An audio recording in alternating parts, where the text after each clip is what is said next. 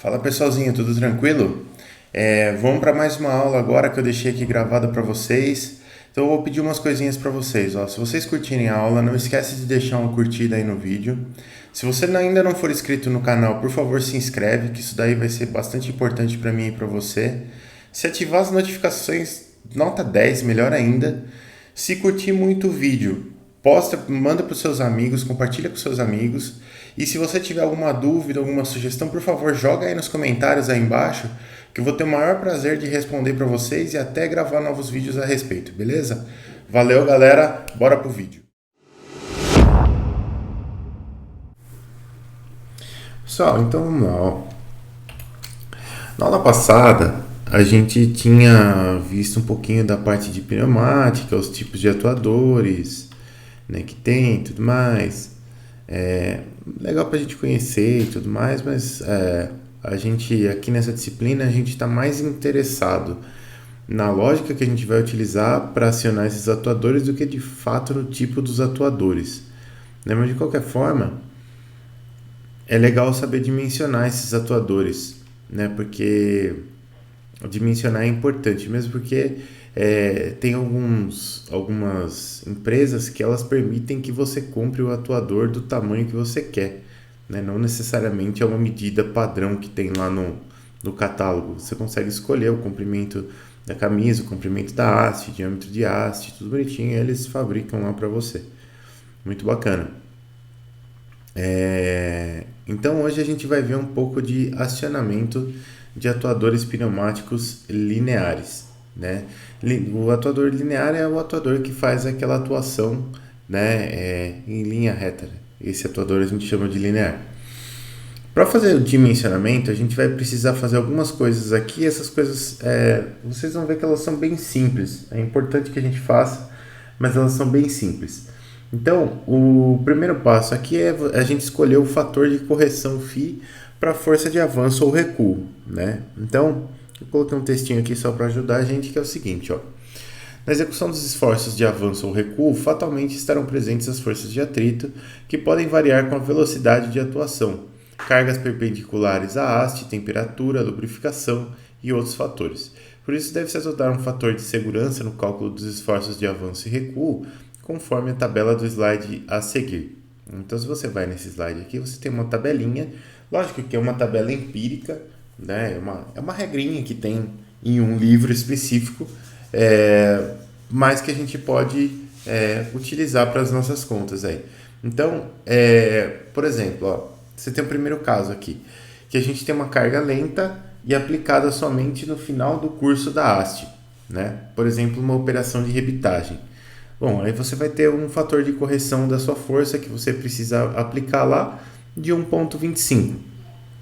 Ou seja, você vai projetar o seu atuador para que ele gere uma força 25% maior do que a força que você realmente precisa, né? Um fator de segurança aqui. Depois você tem velocidade do atuador, né? Velocidade de deslocamento da haste do atuador lenta e a carga aplicada em todo o desenvolvimento do curso. Então, se você empurrar alguma coisa, por exemplo, você vai ter carga ali durante todo o curso. Por exemplo, uma talha pneumática, né? Talha é um dispositivo que a gente usa para levantar as coisas, né? Então, se você tem uma talha pneumática, fatalmente você vai ter aplicação da carga lenta e em todo o desenvolvimento do curso. Aí a gente usa o fator de correção de 1,35. Depois a gente pode ter carga rápida aplicada somente no fim do curso, né? Então, se eu tenho uma carga rápida e aplicada somente no fim do curso, como uma operação de estampagem, por exemplo, eu também vou usar um fator de correção de 1,35. Depois eu posso ter uma carga rápida com carga aplicada em todo o desenvolvimento do curso, por exemplo, deslocamento de mesas. Aqui, essa mesa aqui seria uma mesa, por exemplo, de um centro de usinagem, né, onde você tem que, eventualmente, você tem que deslocar uma inércia ali muito rapidamente. Aí, o fator de correção aqui vai para 1,5.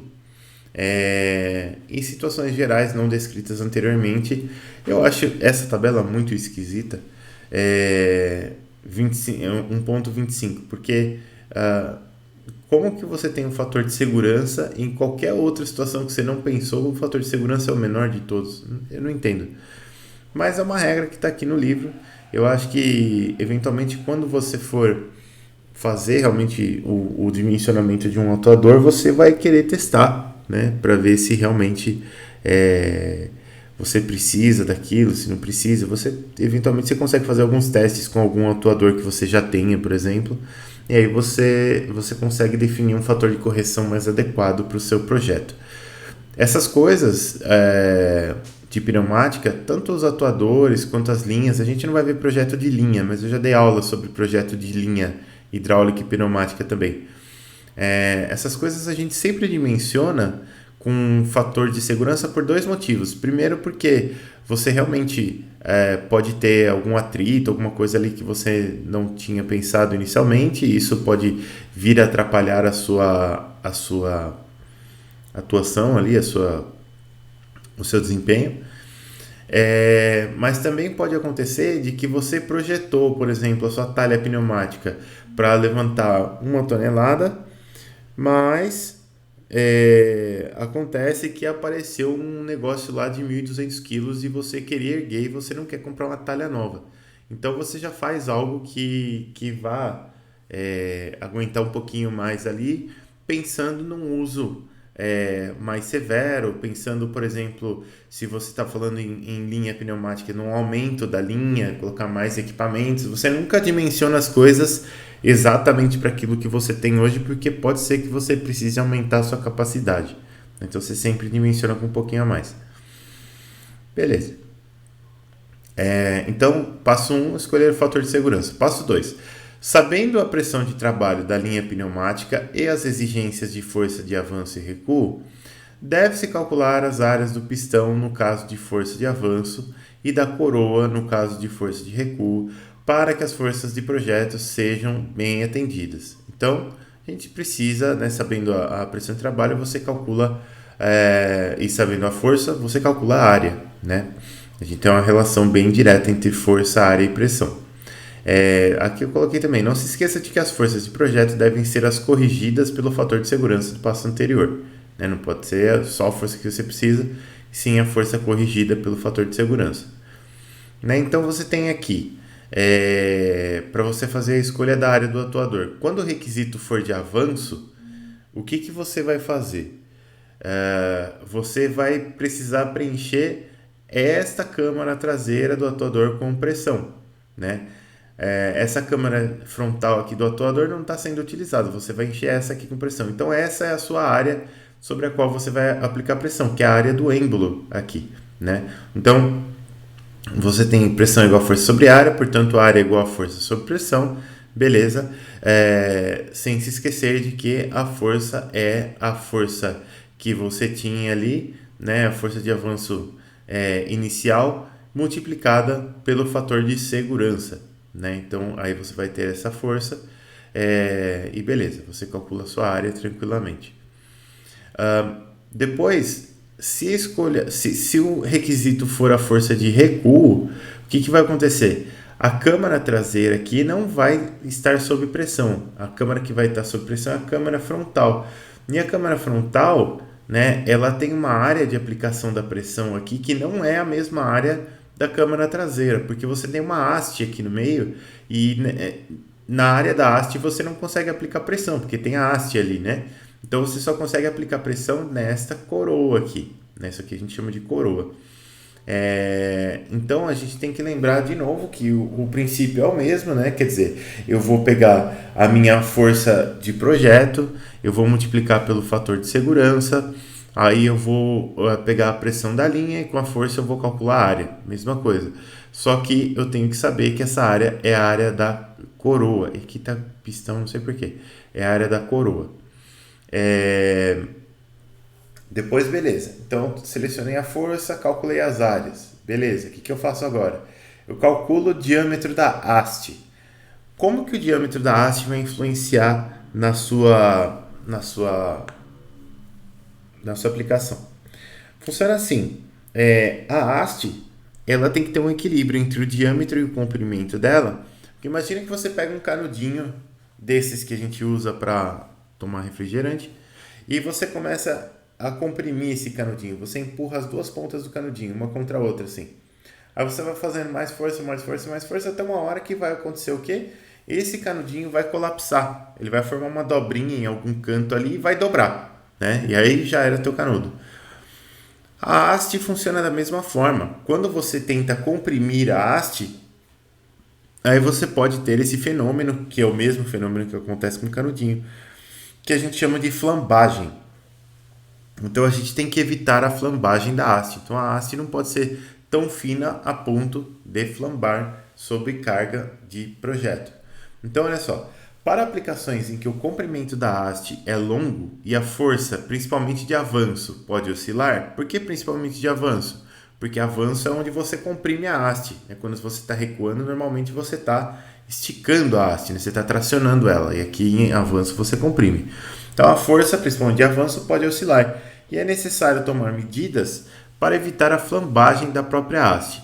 Então aqui, ó, além de escolher a montagem adequada, é necessário que o diâmetro da haste seja grande o suficiente para que ela resista à flambagem, evitando assim o travamento e o dano do atuador. Para fazer esse dimensionamento, utiliza-se o critério de Euler, que eu vou mostrar para vocês agora. Então, olha só, você tem, para calcular o diâmetro da haste, você tem a carga de flambagem, que é dada por essa expressão aqui, a carga de flambagem K, que é uma força em newtons, é igual a π ao quadrado, que π é π mesmo, é 3,1415 lá. Isso, flambagem funciona assim, quer ver? Ó? Deixa eu ver se eu consigo explicar para vocês o que é flambagem de uma maneira mais simples. Queria fazer assim, câmera, e eu queria fazer assim, ó, no Teams, descompartilha a tela e me coloco em destaque. Sim, destaque. Beleza, agora eu estou destacado. O que acontece? Ó? Bom, já sei aqui como é que eu vou fazer. Imagina que você tem aqui, ó. Agora do outro lado. Assim. Imagina que você tem aqui um canudo. Tá vendo? Então eu tenho um cilindro aqui. Pode ser a sua haste também, certo? O que vai acontecer? Essa haste aqui, ela tem uma certa resistência, né? Esse cilindro aqui, ó, ele tem uma certa resistência. Então, se eu pegar esse cilindro aqui e começar a comprimir ele, começar a colocar uma forcinha aqui, beleza, ele suporta. Se eu colocar muita força, ó, vou colocar mais, ó, já era. Ele deu aquela dobrada e saiu voando, né? Agora que o papel tá amassado, vai ser mais fácil de ver. Mas ele dá uma dobrada assim, tá vendo? Isso aqui é flambagem, né? Eu apliquei uma carga exclusivamente axial aqui no meu cilindro, mas mesmo assim ele sofreu uma falha aqui, ele dobrou aqui lateralmente, né? E aí, a partir do momento que ele começa a dobrar, aí a falha é muito rápida, né? Então isso aqui é flambagem, beleza?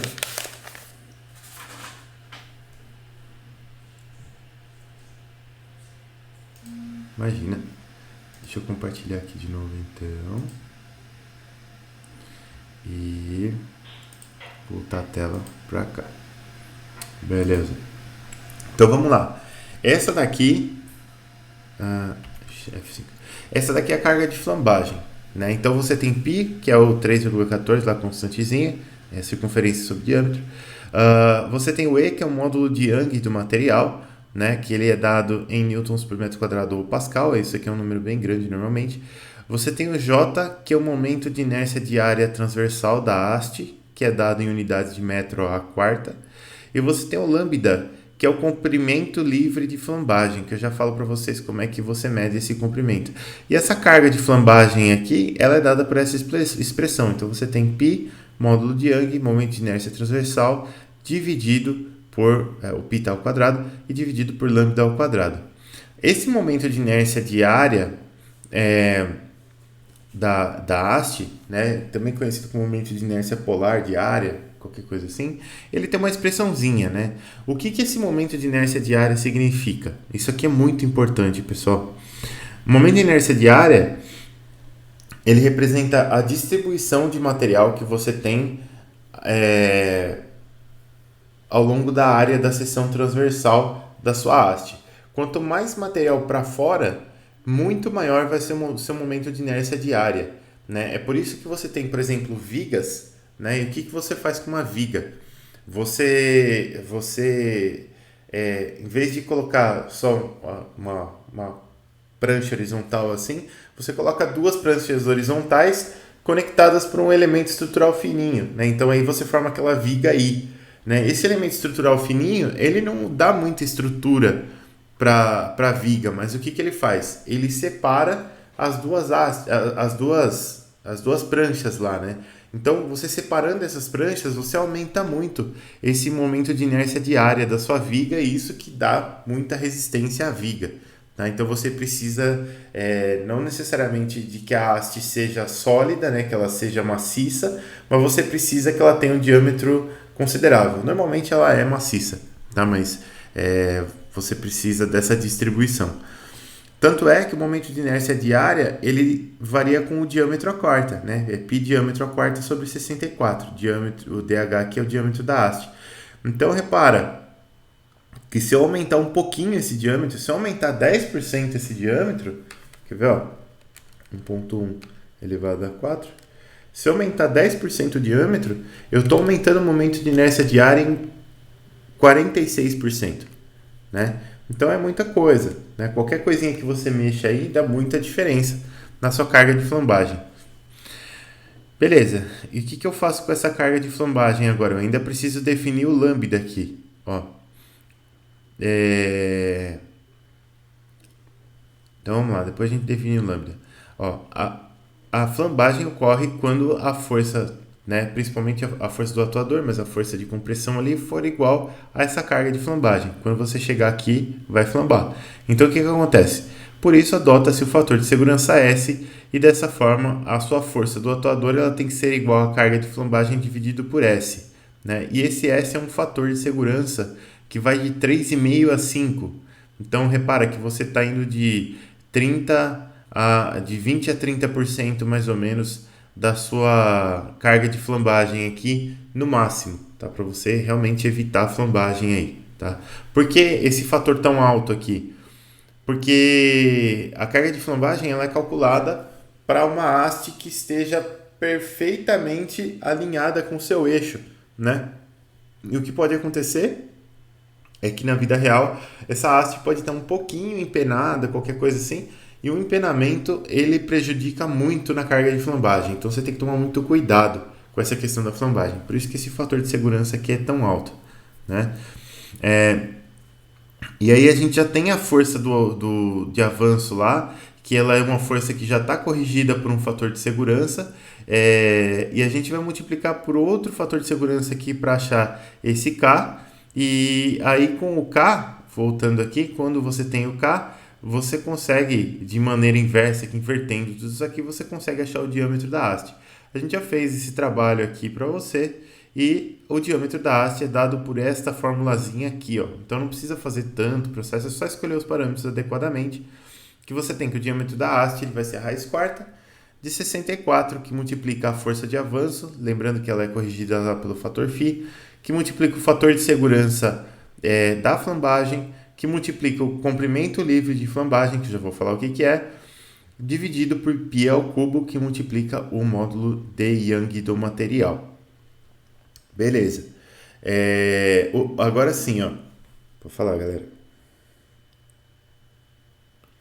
Não, para força de recuo, não.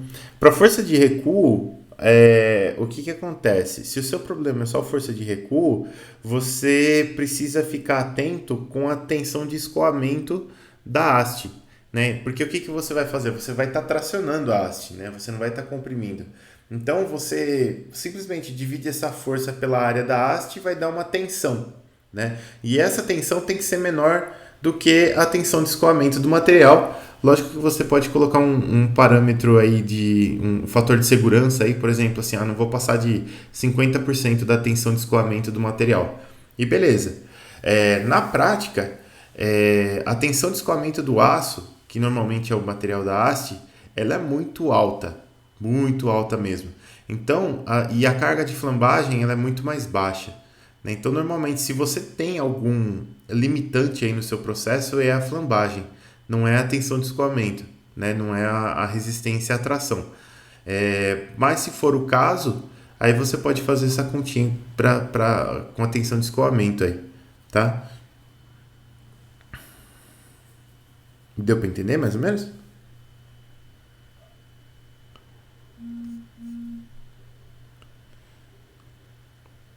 Beleza. Então, olha só. O que é o comprimento livre de flambagem? A gente já está falando desse comprimento livre de flambagem faz uns 3 slides e eu não falei o que é. Esse comprimento livre de flambagem ele vai levar em conta o que a gente chama de vinculação do seu atuador. Então, olha só. Repara aqui, ó, que eu tenho aqui algumas situações aqui, ó. Por exemplo, eu tenho o meu atuador aqui, né? E aí nesse atuador ele está dizendo aqui, ó, uma extremidade livre e a outra fixa. Então você tem uma extremidade aqui fixa e uma extremidade livre, né? Como se estivesse levantando alguma coisa. Então a parte lá de cima, lateralmente, ela está livre e a parte de baixo ela está fixa. Repara que a fixação da camisa do pistão aqui, ela pode ocorrer de duas formas. Ela pode ocorrer ou pela base do pistão ou por uma porção aqui mais próxima do fim do pistão aqui, ó. Né? Ela pode ocorrer por aqui ou por aqui, não tem problema. O comprimento livre de flambagem é 2 vezes L, onde L é a distância entre o final da haste e o ponto de fixação. Então, o comprimento livre de flambagem aqui é 2 vezes L. Beleza. Depois eu tenho um outro caso aqui, que é o caso básico, onde você tem as duas extremidades articuladas, né? Por que esse é o caso básico? Porque aqui você meio que sempre que garante que a força ela vai estar sempre na direção que a gente chama de axial aqui, que é a linha que une os dois pinos aqui, né? Então você sempre vai ter força na direção axial e isso é muito bom. Tanto é que o seu comprimento livre de flambagem aqui, ele passa a ser só igual a L. E L aqui é a distância entre os dois pinos, né? Então, de novo, você pode ter um pino lá na carga e outro pino na base da camisa do atuador, ou você pode ter um pino na carga e um pino no meio do atuador aqui, não tem problema. O comprimento livre de flambagem vai ser essa distância entre esses dois pinos aqui. Depois você tem um terceiro caso, onde você tem uma extremidade articulada e uma fixa, né? Então, se você tem uma extremidade articulada e uma fixa, o que vai acontecer? O seu comprimento de flambagem ele vai ser a distância entre a fixação, que pode estar em lugares distintos aqui, e o pino, que está ligado lá na carga. E o comprimento de flambagem vai ser L, que multiplica meio elevado a meio, né? Então, esse meio elevado a meio aqui é algo bem esquisito, mas tudo bem. É 1 sobre raiz de 2, que é raiz de 2 sobre 2, né? Isso aqui é raiz de 2 sobre 2, é isso? Então, L raiz de 2 sobre 2 aqui no caso. E aí você tem um caso 4 aqui, que é o caso que a gente deve evitar mesmo, que é o caso onde você pode ter as duas extremidades fixas, né? Então você tem uma extremidade aqui que lateralmente está fixa e a outra extremidade que também está fixa, né? Nesse caso, se você tiver isso, o comprimento de flambagem é L sobre 2, mas esse caso aqui ele é muito contraindicado porque você não tem nenhum tipo de flexibilidade aqui para o caso de acontecer algum desalinhamento, alguma coisa, e você pode ter travamento do seu atuador. Na verdade, nesse caso aqui você já pode ter travamento, né? Porque você tem menos flexibilidade, mas aqui você pode ter também, se você tiver algum desalinhamentozinho aqui, você vai ter travamento e pode ter problemas, né? Mas existe a possibilidade também. Então, aqui basicamente a gente vai dar uma batida de olho nessa tabela para saber o comprimento livre de flambagem para poder calcular o diâmetro da haste, né? E aí, beleza. Depois que a gente sabe o diâmetro da haste, a gente pode calcular o diâmetro do pistão. Por quê? Se for força de avanço, não tem problema nenhum, você simplesmente calcula. Mas se for força de retorno, de recuo, você vai precisar saber a área da coroa. E você só vai saber a área da coroa se você souber a área da haste. Então, primeiro você calcula a área da haste, depois você calcula o diâmetro do pistão para que você tenha um atuador que gera a quantidade de força adequada para você, né? Beleza. Então tá aqui, ó. Aí o passo 4, cálculo do diâmetro final do pistão. Se for força de avanço, a área do pistão é π diâmetro do pistão quadrado sobre 4, né? Então você isola o diâmetro aqui, beleza, calculou o diâmetro do pistão. Se for força de recuo, tem que lembrar de como que calcula a área da coroa aqui, né? E isso aqui, pessoal, é algo que merece a atenção de vocês, porque acho que foi semestre retrasado, se eu não me engano, foi semestre retrasado, que eu pedi para um pessoal calcular a área de uma coroa na disciplina de mecânica de fenômenos de transporte. Então o que acontece, né? Só para a gente rabiscar rapidamente aqui. Não precisava ter feito assim, mas já foi.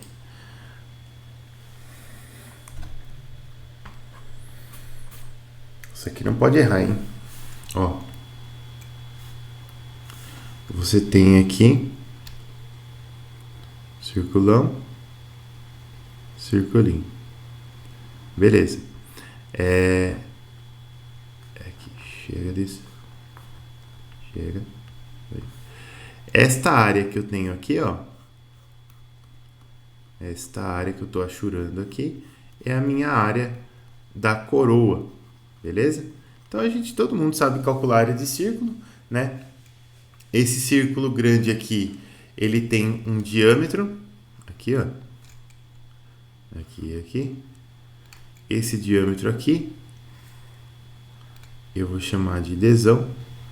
E esse circulinho aqui também tem um diâmetrozinho, que eu vou chamar de Dzinho, né? Então a área do círculo grande, ela é π vezes o raio do círculo ao quadrado.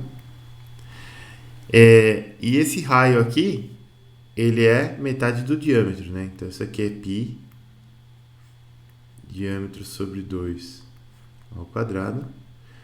Passo 2 aqui distribuindo para dentro, π diâmetro ao quadrado sobre 4. A área do circulinho interno, azinho, é π, seguindo a mesma metodologia, diâmetrozinho ao quadrado sobre 4. A área da coroa, ela é a área do círculo maior menos a área do círculo menor, que é π diâmetrozão ao quadrado sobre 4, menos π diâmetrozinho ao quadrado sobre 4, que é igual a π sobre 4, diâmetrozão ao quadrado, menos diâmetrozinho ao quadrado. Beleza? Que é diferente de π sobre 4, diâmetrozão menos diâmetrozinho ao quadrado, que foi o que eu encontrei nas avaliações lá de fenômenos de transporte. Então, por favor, não façam esta caca aqui. Isso aqui está absolutamente errado, tá? É diâmetrozão ao quadrado menos diâmetrozinho ao quadrado. Aí você calcula a área da coroa corretamente. Beleza? Aqui. Nossa, o meu meu PowerPoint dá umas flicadas de vez em quando, eu acho que eu tô abusando dele.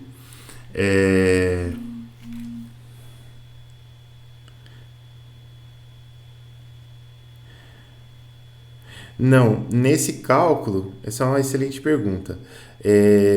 O Matheus perguntou assim, pessoal, se nesse cálculo da área da coroa eu devo levar em conta a espessura aqui da parede da camisa ou não? A resposta aqui é não, eu não devo levar em conta a espessura da camisa, mas não é porque a camisa é muito fina, é porque a gente vai calcular o diâmetro interno do pistão, tá? Porque o diâmetro interno do pistão, ele é o diâmetro ao qual realmente eu vou ter uma área ali submetida à pressão, né? Essa espessura da camisa do pistão aqui, ela tem que ser calculada à parte para que ela suporte a pressão de operação aqui do seu cilindro, né? Então você, nesses cálculos aqui, a gente está calculando realmente a área só do êmbolo aqui, só da parte interna. Então não entra nada de espessura da camisa aqui, beleza?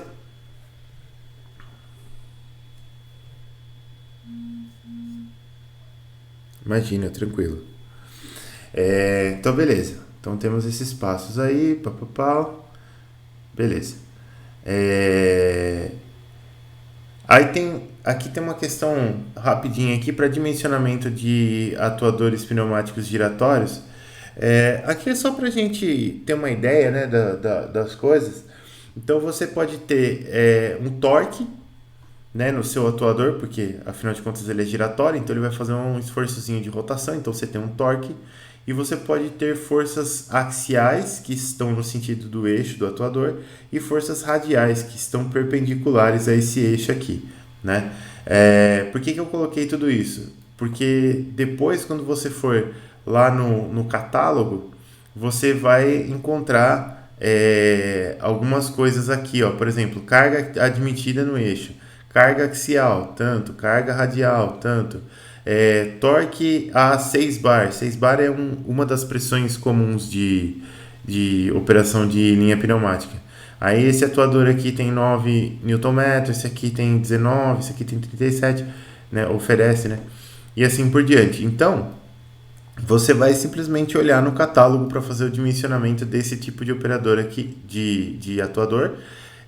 Mas você precisa dar uma olhada nessas cargas aqui. Eventualmente você vai precisar calcular essas cargas. E a gente usa a mecânica dos materiais lá que sai tranquilamente. Beleza. Um outro cálculo que a gente faz aqui também é o cálculo de consumo de ar à pressão atmosférica, né? Isso aqui é bem tranquilo também. Mas você precisa fazer esse cálculo de consumo aqui, por quê? Porque às vezes você precisa dimensionar um reservatório pneumático e você precisa dimensionar esse reservatório porque você tem algum pré-requisito de projeto lá. Por exemplo, uma vez eu fiz o projeto de uma estação de tratamento de água, numa cidade do interior aqui de São Paulo. Então pediram para eu fazer o projeto. O sistema era um sistema que usava pressão de ar e usava água também para fazer a atuação. Eu achava aquele sistema ultra esquisito, nunca vi. Mas a ideia ali era que se trocasse tudo por sistemas pneumáticos. Beleza, a gente pode fazer. Aí eu estava fazendo o projeto lá, então você tinha algumas comportas ali, que fechavam alguns tanques ali. Aqueles tanques eram tanques de decantação de água e tudo mais. E você tinha um requisito que era o seguinte: se parasse a energia, né, se por exemplo, tá fazendo lá o tratamento da água, parou a energia, beleza, eu tinha que ser capaz de fechar todas as comportas da estação de tratamento de água lá 3 vezes, com a pressão de ar que tivesse presente ali no meu reservatório de ar comprimido, né? Então eu precisei fazer esse dimensionamento aí para que a gente conseguisse abrir e fechar todas as comportas 3 vezes, para que a gente tivesse alguma segurança. Quer dizer, se parou a energia, você não vai ficar sem atuação do sistema. Você consegue fechar as comportas lá, porque senão parou a energia, imagina, vaza toda a água tratada da cidade, na hora que volta a energia a cidade está sem água. Aí não pode. Então você tem esse requisito de projeto. E para fazer isso, você tem que calcular o consumo de ar. Então o consumo de ar é um consumo de ar que se calcula a pressão atmosférica. Então, como que eu calculo esse consumo de ar? Eu vou ter que entrar com um volume deslocado no meu atuador, né? Então, qual que é o volume deslocado no atuador? É a área do pistão que multiplica o curso da haste, né? Esse é o volume deslocado no atuador. Eu vou multiplicar isso aí pelo número de ciclos que eu preciso fazer por segundo, beleza? Então, preciso ver quantos ciclos desses eu preciso executar por segundo. E aí eu vou multiplicar isso daqui por uma soma de pressões dividido pela pressão atmosférica. Então, eu vou ter pressão de trabalho, né, pressão manométrica de trabalho, mais pressão atmosférica dividido pela pressão atmosférica. Por quê? Porque esse ar aqui, ó, ele está comprimido, né, e eu estou calculando o consumo de ar atmosférico. Isso daqui vai sair em metros cúbicos por segundo. A unidade disso aqui é metros cúbicos por segundo. Você vai cortar pressão com pressão. Aqui você tem metro quadrado, aqui você tem metro, então é metro cúbico. E aqui você tem ciclos por segundo. Então, ciclo é 1, né? 1 por segundo. Então, você tem metro cúbico por segundo aqui. Beleza? E é bom você saber isso aqui. Você precisa saber isso aqui. Se você estiver dimensionando principalmente reservatório de ar comprimido lá. Vamos fazer um exercício, pessoal. Então, seguinte, tem um atuador pneumático e esse atuador pneumático é utilizado para remover caixas de papelão de uma esteira, né? Nesse processo, toda vez que uma caixa é posicionada pela esteira em frente ao atuador, a esteira para e uma célula de carga faz a medição do peso da caixa. Se a caixa for maior do que, ou se a massa for maior do que 135 kg, o atuador deve empurrar a caixa para o descarte lateral em baixa velocidade a 40 cm da esteira. A massa máxima que uma caixa pode alcançar é a de 165 kg. Por esse motivo, a base do atuador é fixa a um anteparo e a sua extremidade é livre para a execução do movimento. Sabendo que o coeficiente de atrito entre o papelão e a esteira é de μ igual a 0,25 e que a pressão manométrica da linha pneumática é de 1 bar e o módulo de Young do aço da haste é de 2,1 × 10⁻11 Pascal, calcule os diâmetros mínimos do atuador e da haste em milímetros. Calcule também os esforços de avanço e recuo ideais do seu atuador segundo o seu projeto em newtons. Beleza, então vamos lá. Eu mesmo que escrevi esse enunciado, então eu sei perfeitamente o que eu estou pedindo aqui, mas talvez a última parte aqui, agora fazendo uma autocrítica, não ficou tão clara, né? A ideia é que a gente calcule as áreas e tudo mais, e depois use essas áreas para recalcular o esforço, para comparar esse esforço com o esforço que a gente achava que precisava lá no começo, para saber qual foi a diferença aí. Então, beleza. Então, vamos lá.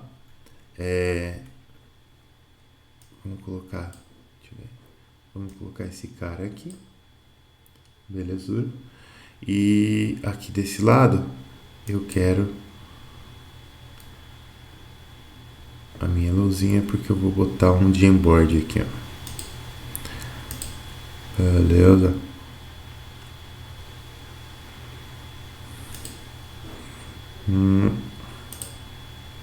Aqui. Então, vamos lá. Aqui teremos mecatrônica. Hoje é 12 de agosto de 2021. Plano de fundo é o meu plano de caderninho.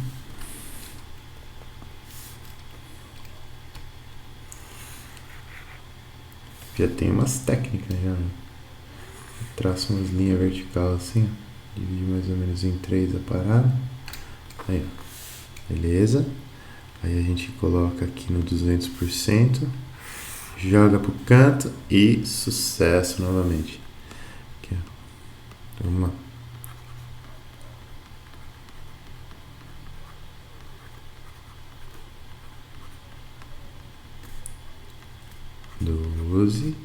De agosto de 2021. Aqui a gente está fazendo o exercício. Então, ó, eu gosto de desenhar para a gente ter uma boa ideia do que está acontecendo. Então, aqui, ó, esse atuador pneumático é usado para remover caixas de papelão de uma esteira. Beleza. Então, eu vou ter lá o meu atuador pneumático. Bonitão. Aí eu tenho aqui a esteira. Vamos colocar assim, ó. Beleza. Eu vou ter uma caixa em cima dessa esteira. Ok.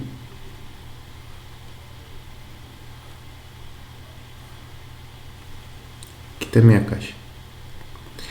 Eu vou ter uma célula de carga aqui embaixo,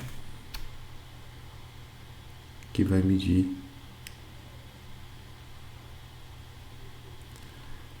a massa. Vou colocar um CC aqui, que é a minha célula de carga, pra gente saber. E beleza. E aí o que acontece? Eu tenho meu atuador aqui. Ele vai aqui. E caso essa massa aqui seja maior do que 135 quilos, ele vai empurrar essa caixa para algo aqui, que vai ser o nosso descarte. Beleza. Então aqui. E esse descarte aqui, para eu empurrar essa caixa para o descarte, eu vou ter que empurrar por este curso aqui. E este curso aqui é de 40 centímetros. Centímetro feio, professor? Aqui. 40 centímetros. Beleza. Aqui a gente tem um coeficiente de atrito de 0,25. O G é o padrão, 9,81 metros por segundo ao quadrado. E a massa máxima aqui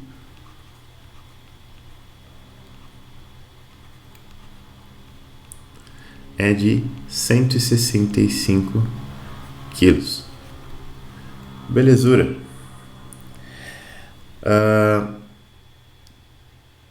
Então, estamos aqui. Já temos uma boa parte dos dados aqui. Ó. Mas nem todos. Por exemplo, se a massa beleza, a massa máxima está aqui. Por esse motivo, a base do atuador é fixa ou anteparo e a sua extremidade é livre para a execução do movimento. Então, a gente sabe que essa base aqui, ó, ela é uma base fixa, né? Aqui, ó. Base fixa. Beleza. Coeficiente de atrito. A linha pneumática aqui, ó. Vamos desenhar uma mangueirosa aqui. E na minha mangueirosa eu vou ter um bar. Que bar feio, professor. Vamos desenhar assim. Um bar. Pronto. Tem um bar de pressão aqui. O módulo de Young da haste, ele é de 2,1 10 a 11 Pascal. Beleza. Agora acho que a gente já tem, se não tudo, aproximadamente tudo aqui. Então a gente já consegue começar a calcular isso daqui. Primeira coisa que a gente vai ter que fazer é selecionar o fator de segurança da força e a força de projeto. Para selecionar a força de projeto, o que eu sei? Eu sei que o meu atuador ele vai ter que vencer a força de atrito aqui desse cara aqui, né? Dessa caixa sobre a esteira. E a força de atrito é muito facinho, né? Aqui no caso é Mi vezes a normal. O Mi é 0,25, a normal vai ser a força-peso aqui, e essa força-peso eu quero que seja a máxima força-peso possível, que é de 165 kg, né? Então a gente já sabe aqui que a força-peso vai ser igual à força normal, que é 165 G, que é, vamos lá, 165 vezes 9,81, isso aqui vai dar 1618,65 newtons.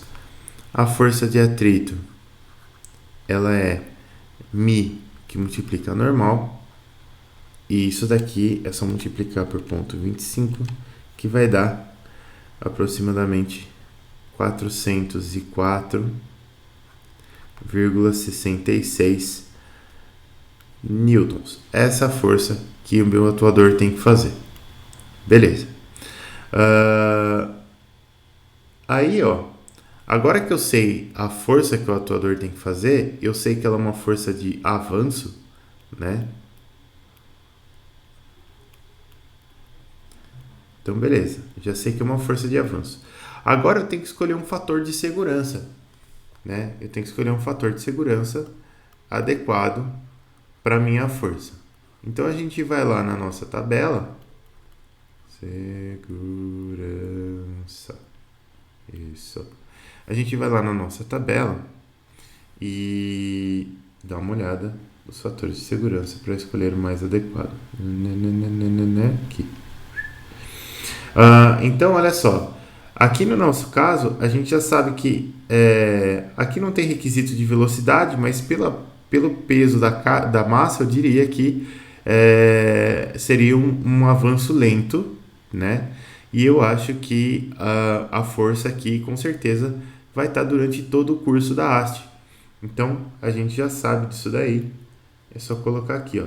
Lenta e aplicada somente no fim? Não. Lenta e aplicada em todo o desenvolvimento do curso? Sim.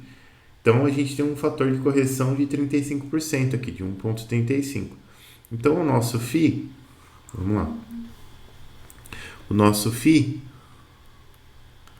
é igual a 1,35, que a gente obteve isso daqui da nossa tabela. Não, ficou feio. Aqui. De novo. Tabela. Beleza? Tá aqui.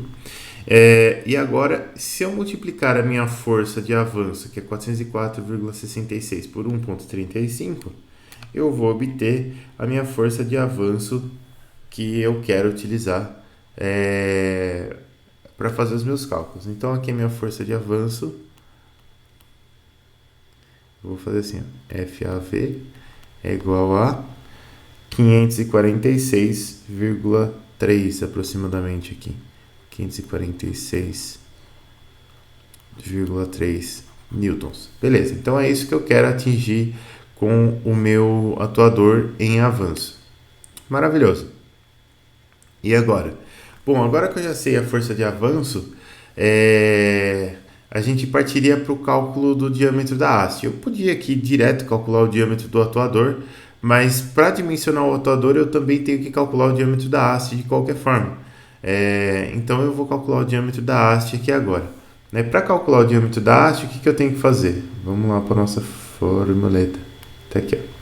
O diâmetro da haste ele vai ser raiz quarta de 64, a nossa força, que já está aqui, o fator de segurança, lambda ao quadrado dividido por πe. Então o E a gente tem, o π a gente tem, o lambda a gente ainda vai olhar, o S a gente precisa escolher, não tem muita regra, que é algo entre 3, de 3,5 a 5, eu vou usar 5. A força de avanço a gente já tem, então basicamente falta a gente dar uma olhada no lambda. E aí o nosso lambda está bem definido para esse caso, porque a gente tem uma extremidade fixa e a outra livre, né? Uma extremidade fixa e a outra livre é esse caso aqui, ó, né? E aí eu preciso saber qual é o meu comprimento de flambagem. Então vamos lá. Aqui do jeito que a gente desenhou, e nesse caso aqui até falta um pouco de dado, mas só para a gente ter uma ideia. Ó, eu sei que o curso aqui do atuador, ele precisa ser de no mínimo 40 centímetros, certo? O curso precisa ser de no mínimo de 40 centímetros. Então, se esse curso é de no mínimo 40 centímetros, imagina, o meu atuador, quando ele estiver retraído, ele tem que ter lá dentro dele uma haste que tem que ter no mínimo 40 centímetros, senão não vai funcionar, né? Então, eu vou ter lá o meu atuador, eu vou ter o êmbolo aqui dentro, e eu vou ter uma haste aqui, ó, né? A haste, fechadinho aqui, e isso aqui, ó, no mínimo isso aqui é 40 centímetros. Então, a hora que o atuador estiver alongado, que vai ser o caso aqui para a gente calcular o comprimento de flambagem, esse comprimento do atuador aqui, quando ele estiver alongado, ó, então quando ele estiver dessa forma aqui, ó, aqui, assim, meio desproporcional ficou essa, né? Mas tudo bem. Quando ele estiver alongado, isso aqui, ó, tem que ser pelo menos 80 centímetros, né? Então, aqui no mínimo, a gente está trabalhando com 80 centímetros. Lógico que vai ser maior, mas a gente não sabe o quão maior vai ser, né? Não temos informação no enunciado para isso. Então, vou trabalhar com esse comprimento L aqui de 0,8 metros, a princípio, 80 centímetros. Tá? E se esse comprimento L é de 0,8 metros, olha só, meu comprimento de flambagem para esse caso aqui, uma extremidade fixa e outra livre, é 2 vezes L. Então, meu comprimento livre de flambagem, isso aqui era 0,4 metros, né? Meu comprimento livre de flambagem, ele vai ser, que é o lambda aqui, 2L, que é igual a 1,6 metros. Beleza, meu lambda aqui vai ser de 1,6 metros. Então, agora a gente já consegue calcular o diâmetro da haste lá, né? Voltando para cá, ó. O S a gente já sabe que vai ser 5, e aí é só fazer a continha. Então, eu vou fazer 64, liga a calculadora, importante, 64 vezes a força de avanço, que é de 546,3, que multiplica o fator de segurança S, que é 5, que multiplica lambda ao quadrado, que é 1,6 ao quadrado, dividido por π ao cubo, que multiplica E. E é 2,1 vezes 10 elevado a 11.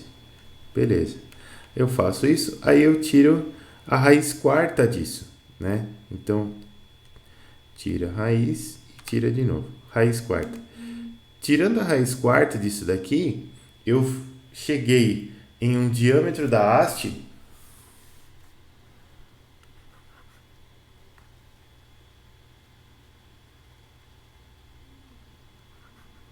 de 0,016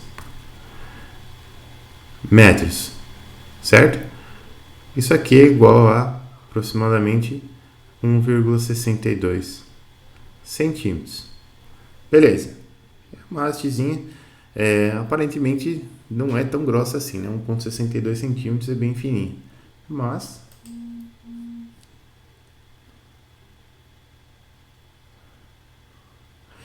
para o S, Matheus, para o fator de segurança eu usei 5. Tá? A gente podia usar um fator de segurança entre 3 e 5, eu usei 5. Entre 3,5 e 5, eu coloquei logo 5. Beleza? Aí, beleza. Então, aqui. Então, calculamos o diâmetro da haste. Depois que a gente definiu tudo, é simplesmente jogar na fórmula. Tendo o diâmetro da haste, agora a gente já consegue calcular tudo, né? Então, aqui a gente não precisaria do diâmetro da haste para calcular a área do atuador, porque a gente está trabalhando com força de avanço, né? Então, aqui é mais fácil. Mas vamos lá. A gente sabe, então, que a nossa pressão é um bar, a pressão de trabalho é um bar, que é 10 a quinta pascal, né? Então, e a gente sabe que a pressão ela é igual à força dividido pela área do pistão. Então, se eu passar a área, a gente sabe que a área do pistão ela é a força que eu preciso dividido pela pressão de trabalho. Essa pressão de trabalho ela é um bar, que é 10 elevado a 5 pascal, e a força de trabalho aqui é 546,3 newtons.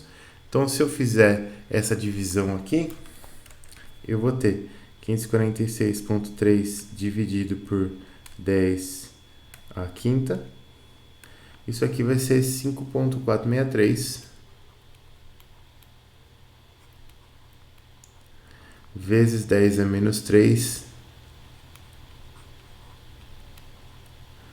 metro quadrado. Beleza.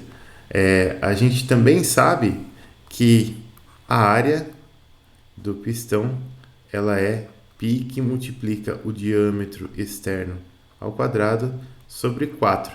Né? Então, eu vou passar o 4 multiplicando, diâmetro ao quadrado, aliás, 4 multiplicando, π dividindo, tira a raiz, então meu diâmetro ele vai ser 4 área do pistão dividido por π raiz quadrada. Então, se eu pegar essa área do pistão, multiplicar por 4, dividir por π e tirar a raiz quadrada disso, eu vou ter um diâmetro de 0,0834 metros, que é igual a 8,34 centímetros. Diâmetro aqui do meu atuador, né? Então você vê que a pressão de trabalho ela nem é tão grande assim. Um bar é uma pressão de trabalho bem tranquila, você consegue pressões de trabalho muito mais altas, né? Você vê na linhazinha padrão ali, se você tinha 6 bar, né? E com esse 1 bar, você já tem um atuador que tem 8 centímetros de diâmetro só, quer dizer, 8 centímetros de diâmetro não é muita coisa, né? Sem segundas intenções aí. Mas esses 8 centímetros de diâmetro não é muita coisa. É um atuador bem tranquilinho, né? Algo que você consegue facilmente aí. Beleza. Só que aqui não acabou o exercício, né? Porque aí o que você tem?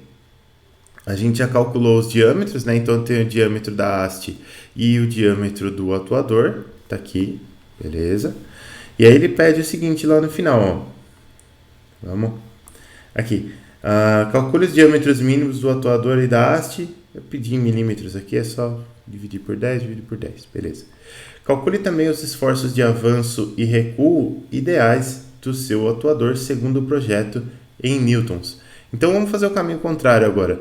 Vamos pegar esses diâmetros aqui e vamos calcular o esforço de avanço e o esforço de recuo para a gente ver o quanto que deu. Então, só para a gente lembrar aqui, beleza? A força de avanço